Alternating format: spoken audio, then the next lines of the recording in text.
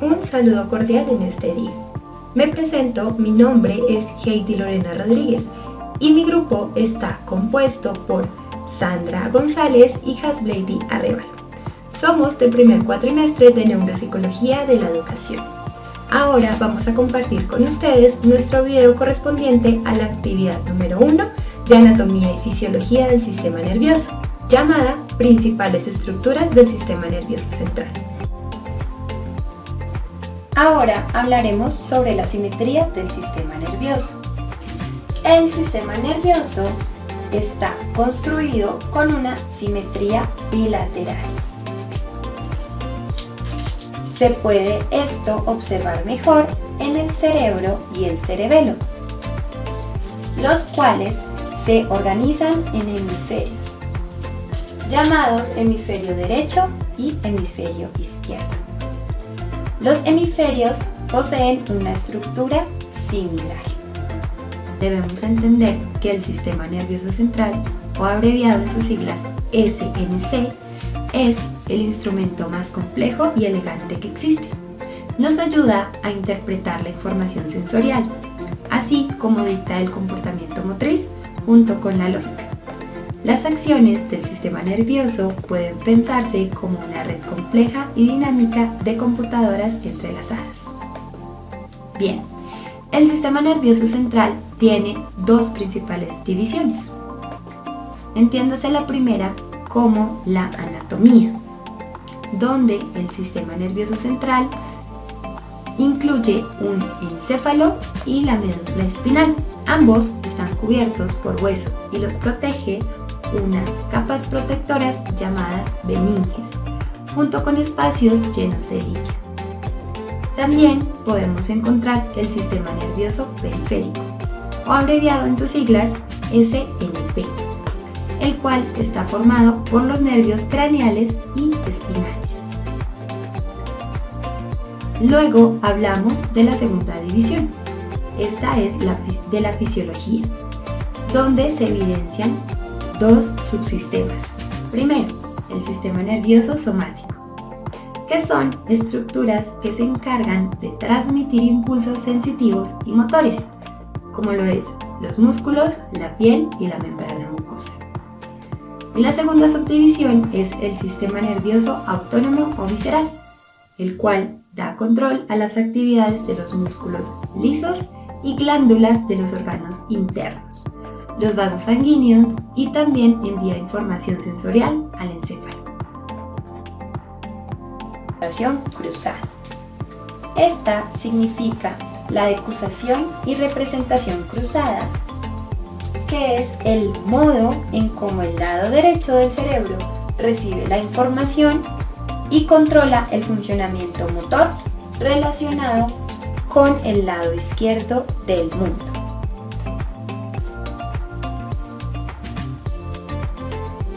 Listo.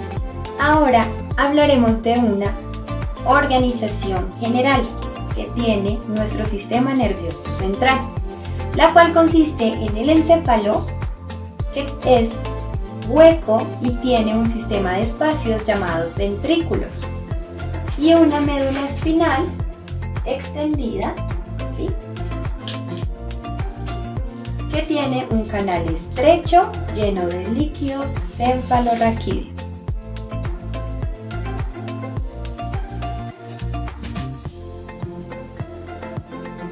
El encéfalo se puede dividir entre el tronco encefálico y el cerebelo, empezando por el cerebro o el prosencéfalo. En este se incluye lo que es el telencéfalo, donde se encuentran las cortezas cerebrales, que son las más evolucionadas del encéfalo como tal, llamada también sustancia gris. También está la sustancia blanca subcortical y los ganglios basales, los cuales son masas grises formadas en los hemisferios cerebrales. ¿Listos? Luego hablamos del diencéfalo.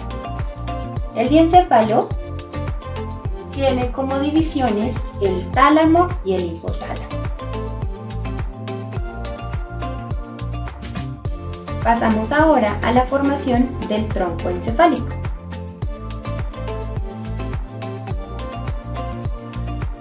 El tronco encefálico se divide en un cerebro medio, el cual se llama mesencéfalo. Está también la protuberancia anular y el bulbo raquídeo.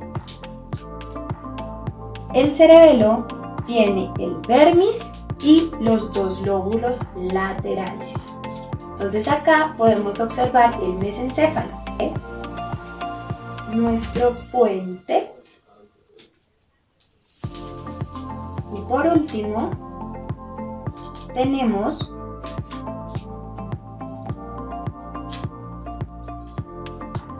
el bulbo raquídeo.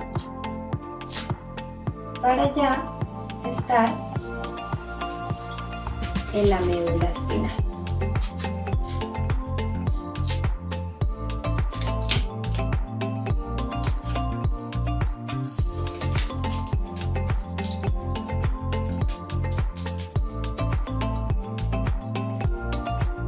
La corteza cerebral se organiza en diferentes áreas funcionales como las áreas sensitivas, motoras y de asociación. Tiene una gran variedad de funciones, entre ellas la percepción e interpretación de la información sensitiva y la planeación e iniciación de la actividad motora.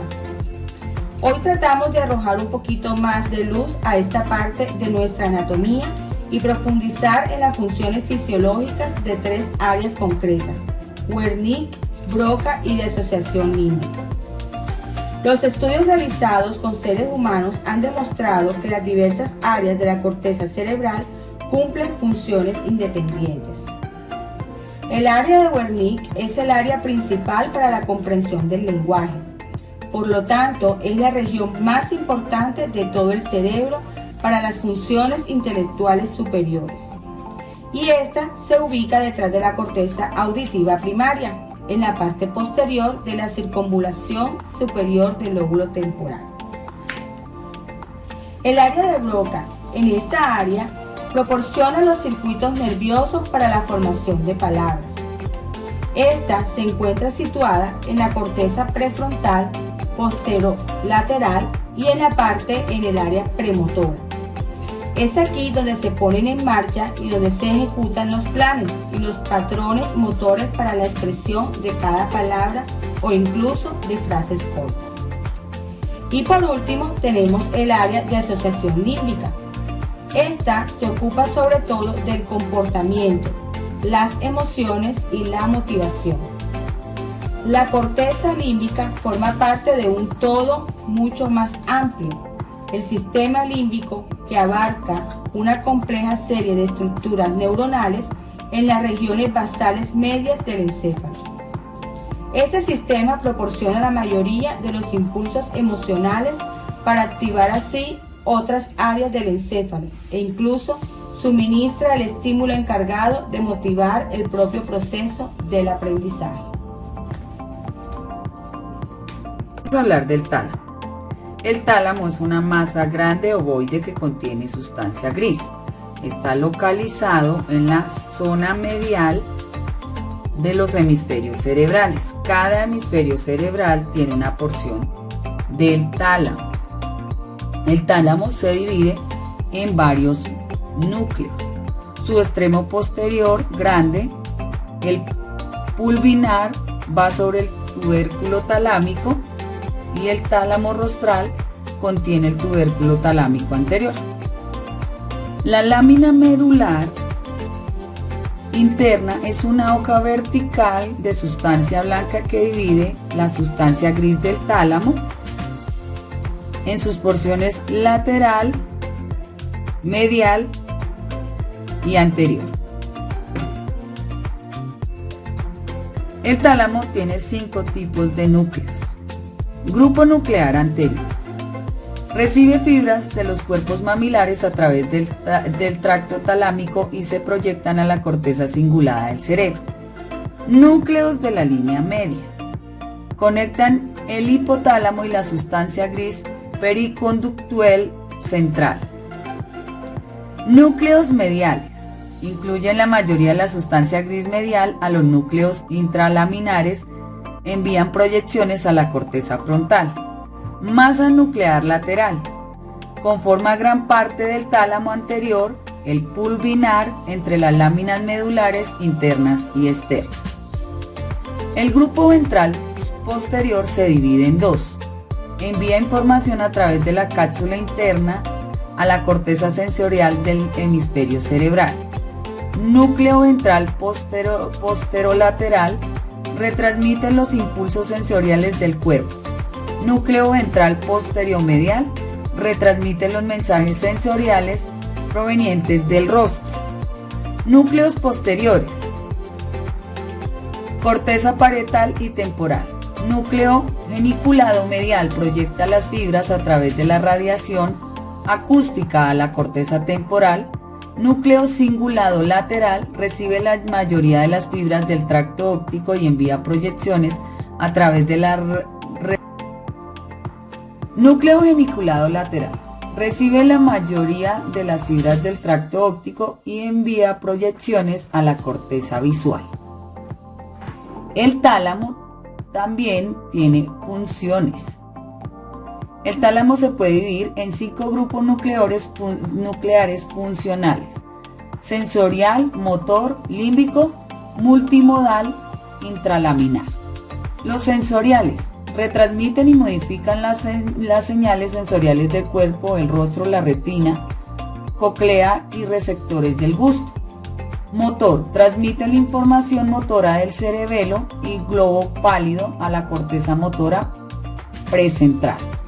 Límbicos: recibe la información de la corteza olfativa y de las regiones de la amígdala y envía proyecciones de manera recíproca a la corteza prefrontal y al hipotálamo. Multimodales: tiene conexiones con las áreas de asociación del lóbulo parietal.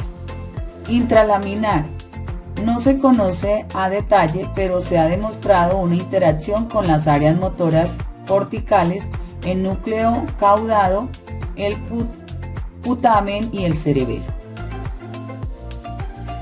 Ahora vamos a hablar de las estructuras subcorticales. Empezamos por el hipotálamo, que se ubica debajo del tálamo y enfrente del tálamo.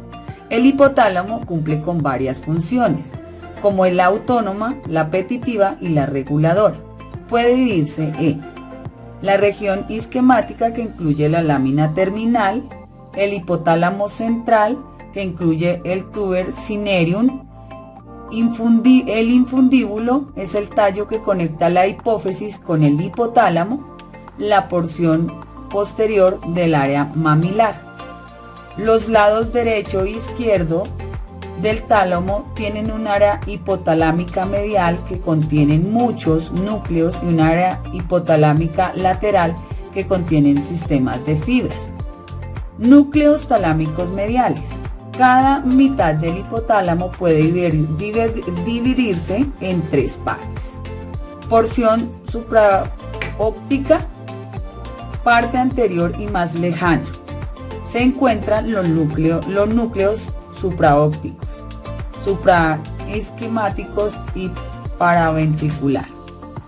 Porción tuberal: reside inmediatamente detrás de la porción supraóptica. Se encuentra en los núcleos ventromedial, dorsal y arqueado.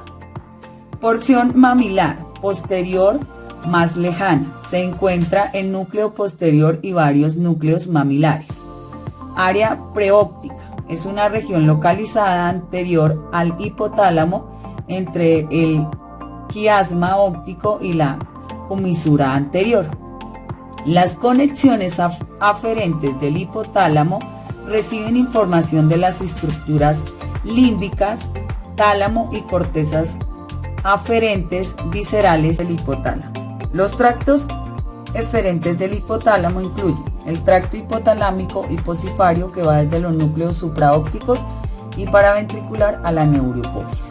El tracto mamilotegmentario, que va al tegmento, y el tracto mamilotalámico, que va desde los núcleos mamilares a los núcleos talámicos anteriores. Sistema preventricular, que incluye el fascículo dorsal hasta los niveles inferiores del encéfalo. Ahora vamos a hablar de la hipófisis.